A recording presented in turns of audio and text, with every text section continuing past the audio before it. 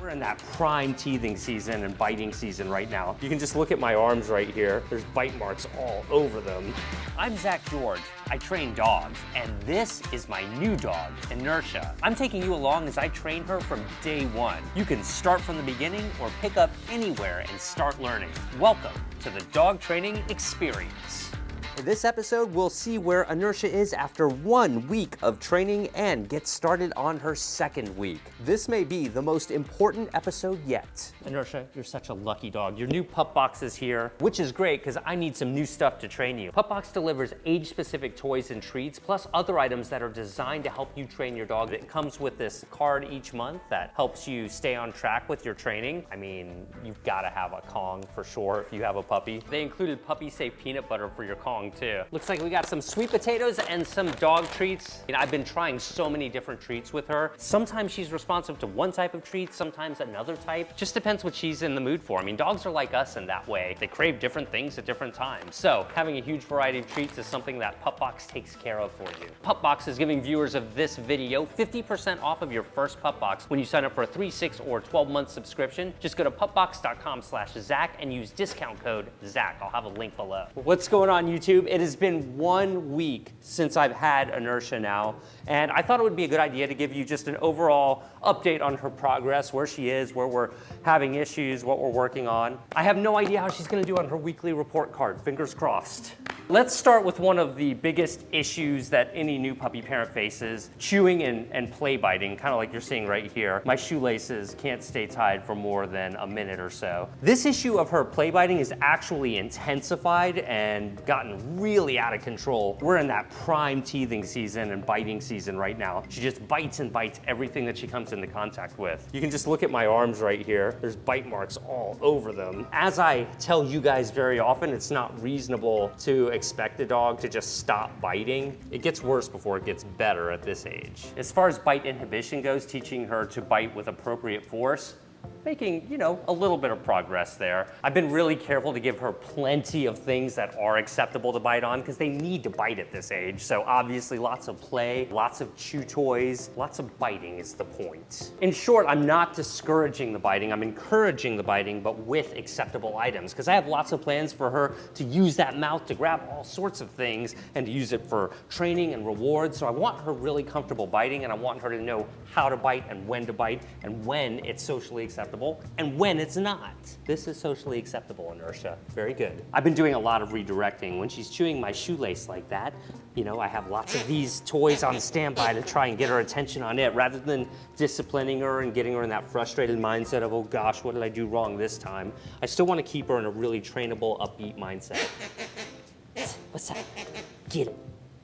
Get it.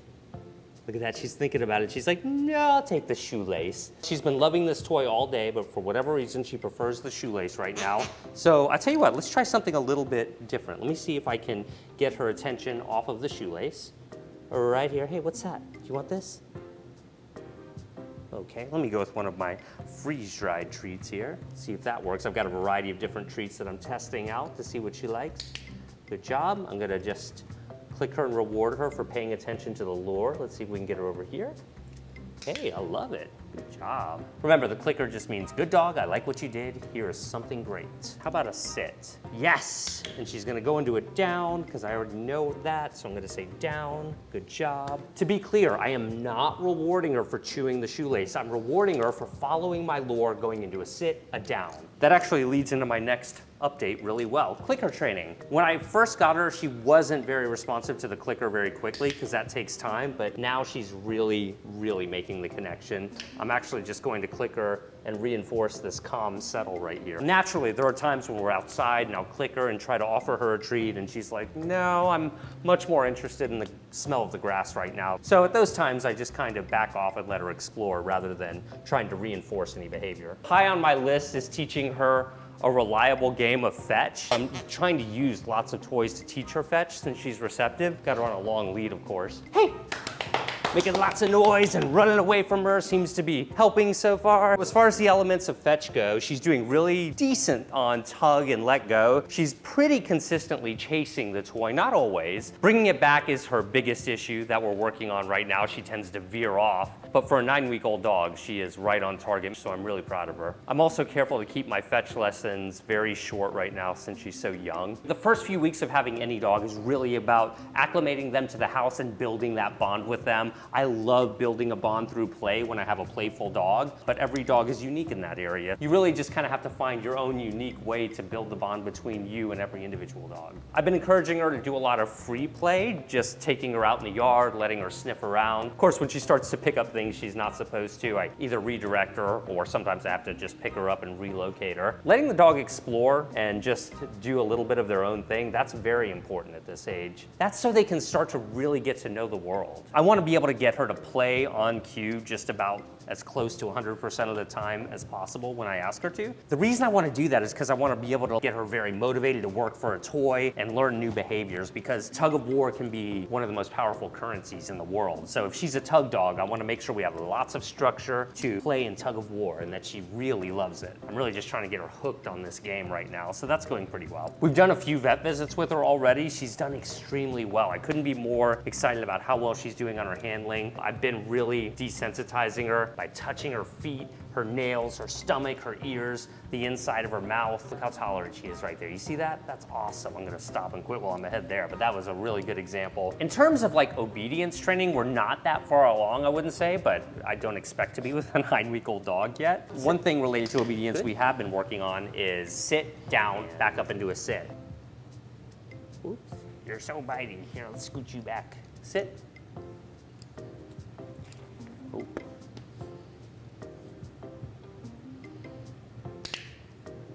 Yes, good job. So she's going into the sit and the down. Good. I'll take that too. Here you go. In terms of potty training, she's had what? What do you think, Bree? Maybe like 4 or 5 accidents? Whoa, poop.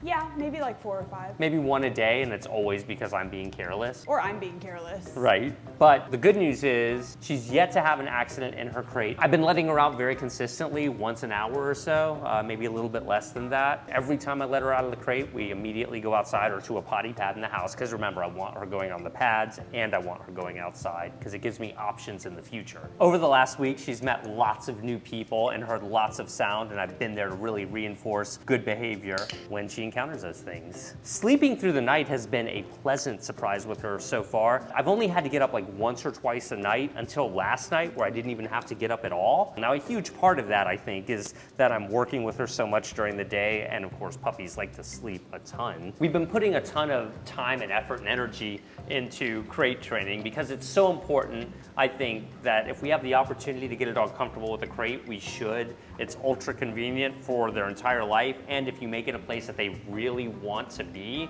then you're giving them their own private bedroom. The only time I'm actually putting her in the crate is when she is sleeping, like she passes out over here on the floor, then I'll come over here, pick her up and put her in the crate, and she usually just passes out. But when she's conscious like this, I'm insisting that she go in voluntarily. That was a really good example. But I want to show you what we've worked up to. Let me go ahead and take her leash off. We've worked up to being able to close the door. Good job. This is part of her meal, so I can be really, really liberal with her rewards right now. She ought to automatically settle down in a second, because I've been capturing her settle pretty frequently. Although she's a little peppy right now, and she did just wake up from a nap a little while ago. I'll go ahead and click this behavior too. I like that she's doing her own thing. Notice that her frame of mind appears to be pretty relaxed. She doesn't appear to be very stressed or anything. That's really important with crate training. Let's see if she lies down automatically. I suspect she will. There we go, and you can see she's hitting that lie down, just relaxing, and I'm right there to capture the behavior. That's what I've been doing. I've just kind of been nonchalantly walking around, maybe in the kitchen or whatever, and when she comes and assumes that position when in the crate, I come over here and give her a couple of treats. You can see how much clicking and rewarding is going on here in these early stages. That's a really good thing to do. Learning at this age is so impactful that you really want to seal it in. Now, let's talk about opening the crate. How many of your dogs will just run out of the crate when you open it? I want her to hold her position. I don't care if it's a down or a sit right now, but I want her to not come out of the crate just because it's open. This is what we're currently working on. I don't know how she's gonna do on this. Here, notice we have an open crate and she's not trying to get out just yet. And I'm trying to keep it that way by having this flood of treats come to her when she does the right thing. Good job. Okay, see how she came out there without permission? I want to discourage that. So I just lured her back in rather than putting her back in. So let's start over. Go slowly here. All right. Good. So I messed up there. I think I need to take a step back on my training. In other words, let me only open the door when she's in a more relaxed position, like lie down and settle. Let's wait for her to settle. Settle. Good job. And I'm only intermittently saying things like settle. I'm not as much focused on her building her vocabulary at this point as I am just getting her to understand how to behave contextually.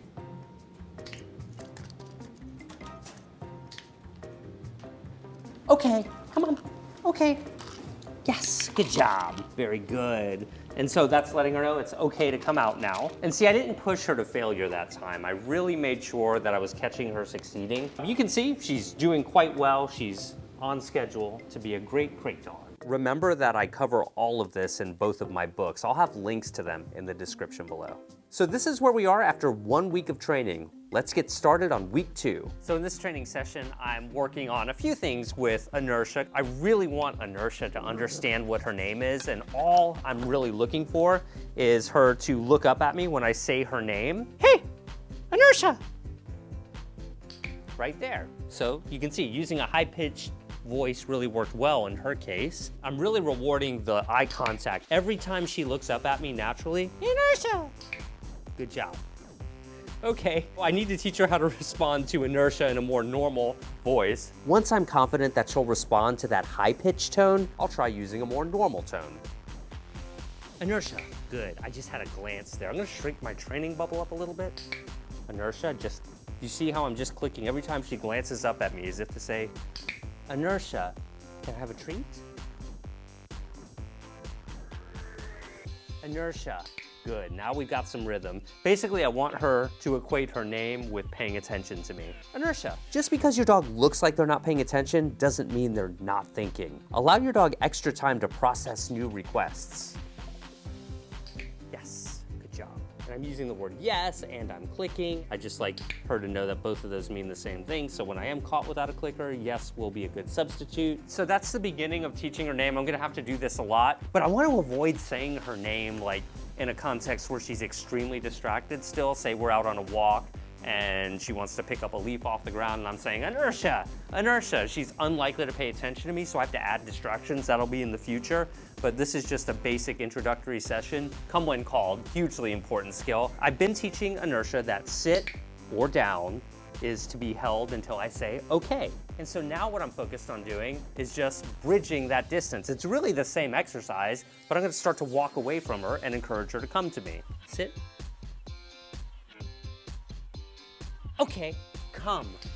Good job. See how deliberately I'm saying come. Basic come when called in an indoor, easy environment is what we're doing here. Okay, come. Yes. And this is really my favorite way to teach come when called, just going back and forth. Whoops, come. Good job. Sit.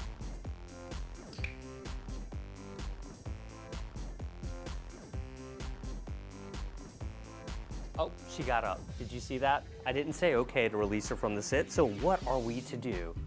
Well, let's put her back into the sit, make it a little bit easier. I'm gonna go ahead and click her for the sit, keep her upbeat and unfrustrated. Okay, come. Good job. You can see she's still on the laces. Let me see if I call her name, what happens. Inertia.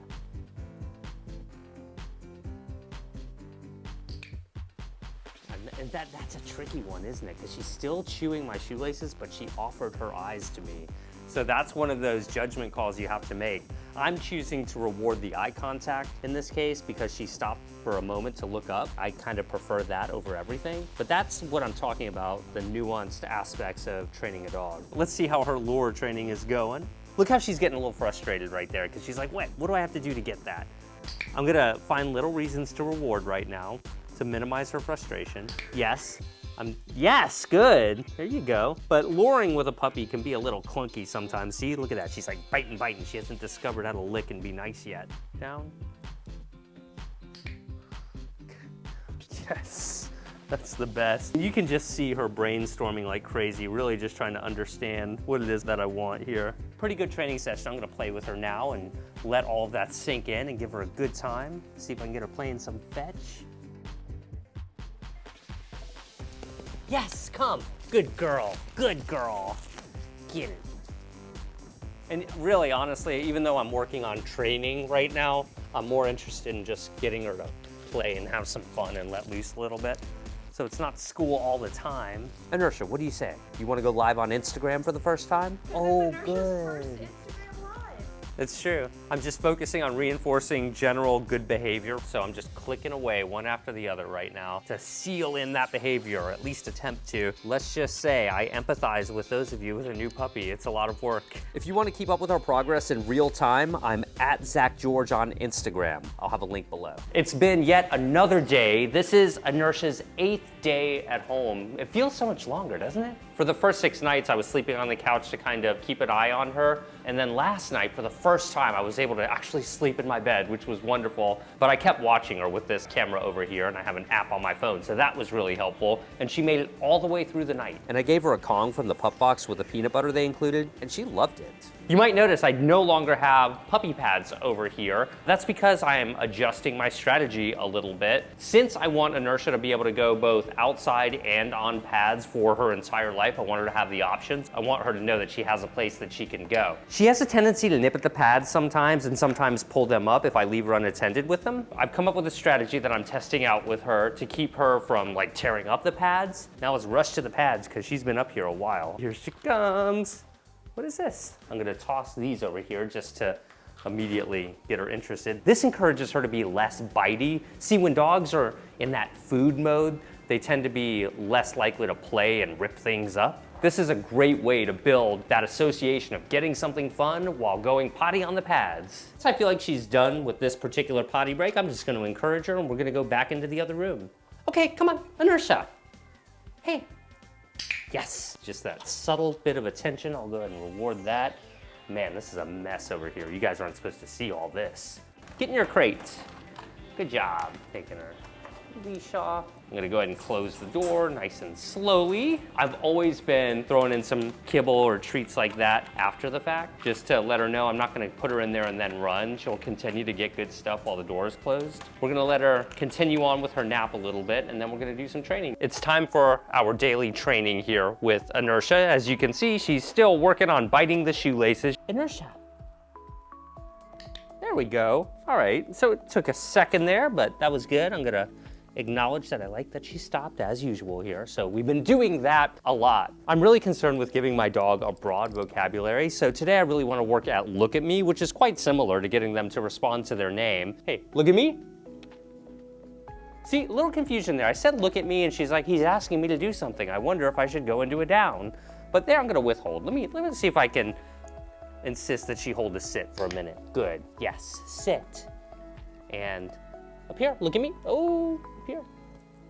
Look at me. Good, yes. Notice how I'm shrinking my training bubble to really try to make it easier for her to understand. I'm keeping the lure up here. So look at me is looking good. Why don't we try leave it? I really haven't taught her a basic leave it yet. I've really been saving this for the camera, so watch what happens. If I say leave it and I drop it, she goes and gets it. Well, we can't have that now. She shouldn't go and eat a treat if I asked her to leave it alone. What if it was a squirrel? What if it was another dog or a cat? I really want her to have that basic impulse control and learn how to not go after things that she wants to go after when I ask her to. With leave it, we're just gonna hold the treat as she goes for it. I'm gonna close my hand. I'm gonna wait for her to show a little bit of voluntary restraint. See how she's biting my hand? Leave it. And see, the idea is like, she gives up, she's like, I can't get a treat, and I want to acknowledge that she's not being so insistent. Leaving it alone in your hand is pretty easy. The light bulb is just starting to go off with leave it, but see, when I drop it, that's where she has really been having the trouble. Over here. To me, a true leave it is when they will actually take their attention off of the item you're asking them to leave alone. That's why I like to teach the leave it, look at me combo. Leave it. Now let me see if I can get her eyes on me. Look at me. Yes, good. So she gave me a subtle glance. She looked right back at the treat. I'm picking up the treat, giving her a little piece of it. You can see how she's processing the request there. Let's try it with multiple treats here and move them around a little more. Leave it. Look at me.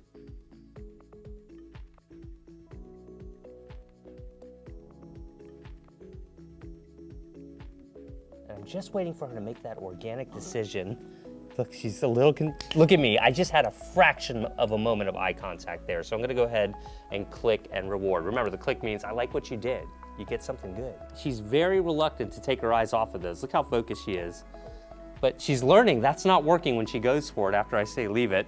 And you can see some of her body language here is indicating that she's a little frustrated. So let me take a step back here. Let me go ahead and reward her for the leave it to kind of keep her optimistic and minimize that frustration. But when you do see this frustration out of your dog, the whining, the scratching, the biting at the fur or whatever, all of which are signs that a dog might be getting frustrated, be conscious of that. She's not gonna learn everything in just a few days. I've got my work cut out for me. I'm gonna continue to work on leave it and look at me over, the coming days, weeks, months, years, however long it takes. And here's a note, after a training session like that, getting your dog to do a little play session seems to really help all of that new information set in. Play is also a great way to reduce frustration. I think it's time to do an indoor leash walking session with Inertia. She's not yet ready for a full-on leash walking session outside. Now, keep in mind, I have been having her attached to me a lot throughout the house to keep control because I'm not letting her run everywhere, but this is gonna be her first official leash walking session. I'm a big believer in introducing new concepts in a distraction-free environment or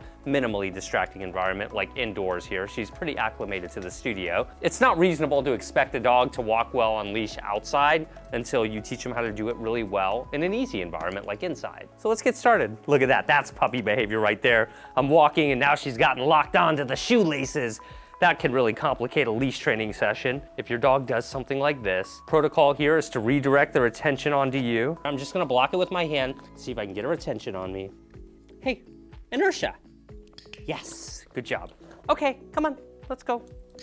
Good, right there. She got up, she took one step before she went for my shoelaces. I wanted to reinforce the ideal behavior. I'm gonna continue to reinforce the attention right now, the fact that she's sitting and staying. Good girl.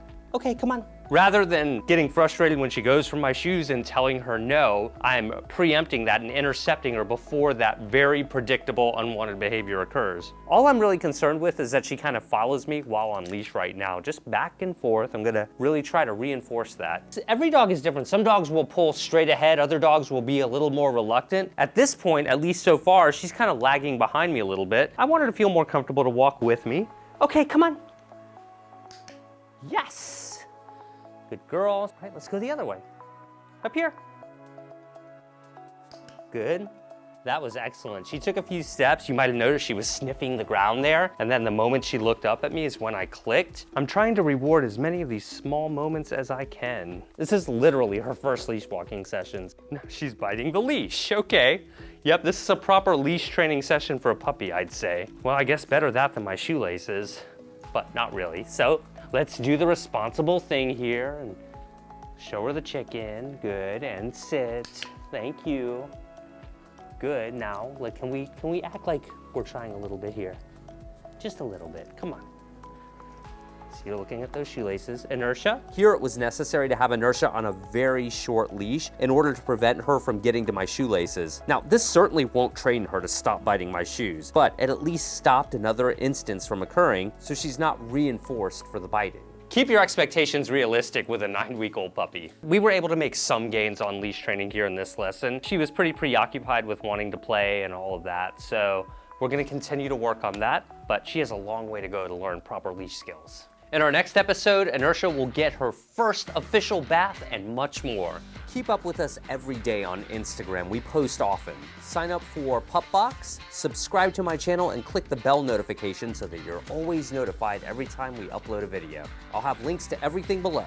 We'll see you guys in the next episode of the Dog Training Experience.